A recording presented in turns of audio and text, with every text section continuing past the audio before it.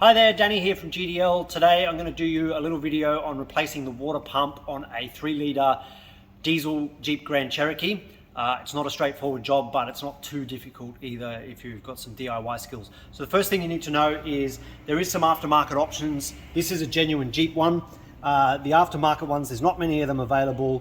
I think I found one in Perth, but you've got to be careful. The aftermarket one comes with the wrong pulley on the front. There's too many ribs or not enough ribs, I can't remember.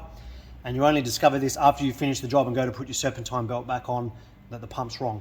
The other thing with the aftermarket pumps is this casting is too big. I think it goes here on the aftermarket ones and it won't fit, and you've got to grind that off and it doesn't look real professional. So I would strongly recommend buying the genuine OE part. Having said that, it's about $1,500 from Jeep. So I can empathize with why people opt for the aftermarket options if you can get them, but save yourself a world of hurt and just get the genuine Jeep one. So the first things you need to know is, if you look at this, you can see there's a number of Allen keys on the front.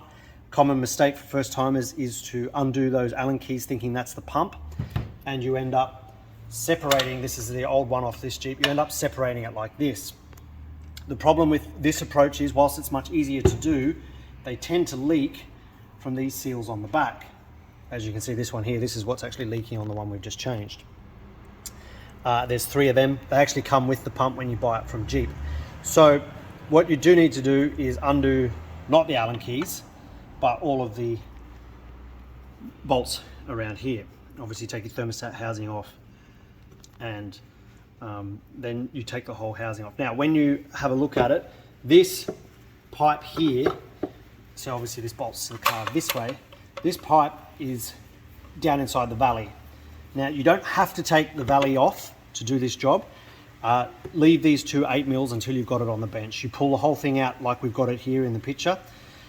Jeep, in all their wisdom, don't provide you with that O-ring, so you will need to change that, order that from Jeep when you order your water pump.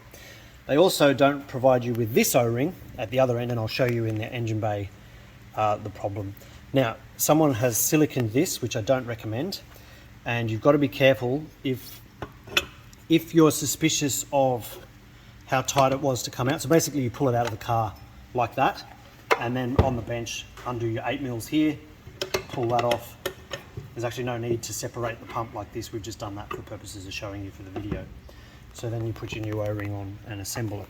Now, if we come over to the vehicle, if this is super tight, you've got to be careful of, and I'll show you in here, that second O-ring that I talked about sits here where my finger is. You can see where someone's used a heap of silicone to try and bodgy this up. There's another O-ring behind here.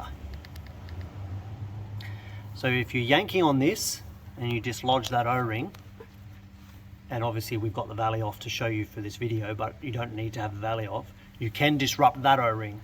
If you disrupt that O-ring, you can't buy that separate from Jeep. You've got to buy that whole pipe that runs around the back of the head there and up behind the turbo.